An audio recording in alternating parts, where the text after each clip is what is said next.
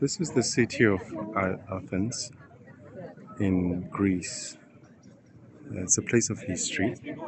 We read a lot about this place in the Bible.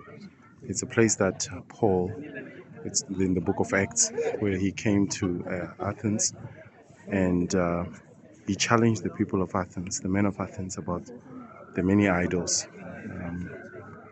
that filled up the whole city. He challenged them about the unknown God. So this is the place of history. It's the place of we know about Alexander the Great.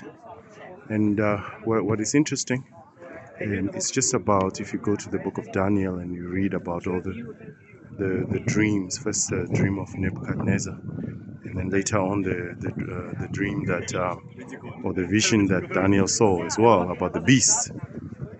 They all speak about the one speaks about the third kingdom, which was to come. So that was a prophecy back then, and it prophesied about Alexander the Great, who came up, defeated the Persians, and ruled what was then the world.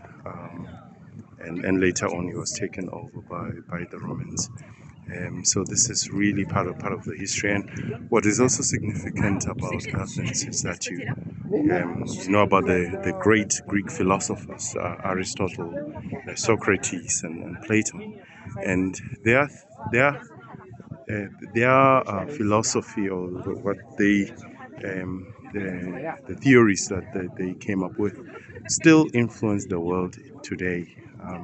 So this is the significance of this place, and how the whole world was affected by what was developed in this place. So this is a place of history, and I think it's important for the rest of us who are mushrooming from all over the world to just understand how history has evolved over time, and how ideas that are now owned by other civilizations, how they develop from other civilizations.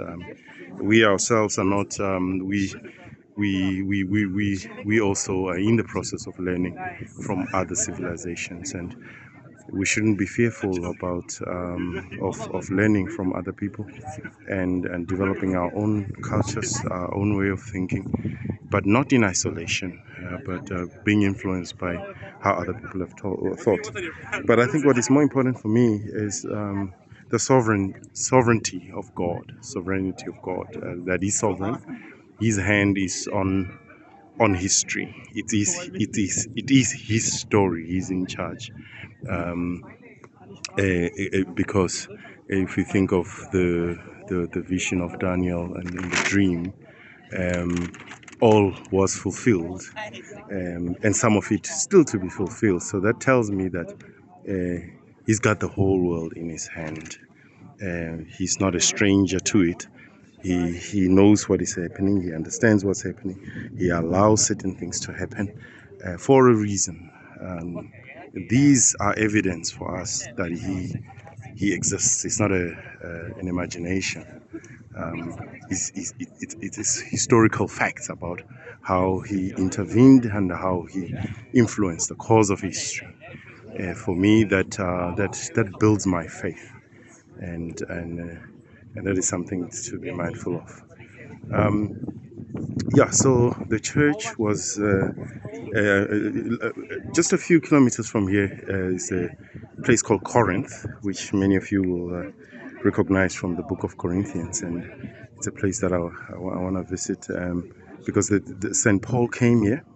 He challenged the Greeks here in Athens, but he also went to Corinth and many other churches around here. And that's how our gospel was spread to the rest of the world. So these are significant things that are a part of our heritage, a part of our history, which we must own, we must learn, and we must teach our children. And if it's possible, we must bring our children to these places to see and understand that the God that we serve is a God who's in charge of history, of the ages. He's the God of the ages. He's the Ancient of Days. So this is, for me, that is why it's significant to connect with this, connect with the ages. It's not just modernity that we have to deal with. But this, we we we are on a stage now, but we will be off the stage because the stage is just much bigger than us. And but God was yesterday, He is today, and He is tomorrow, and this is something that we must remind ourselves of. Wonderful. Thank you.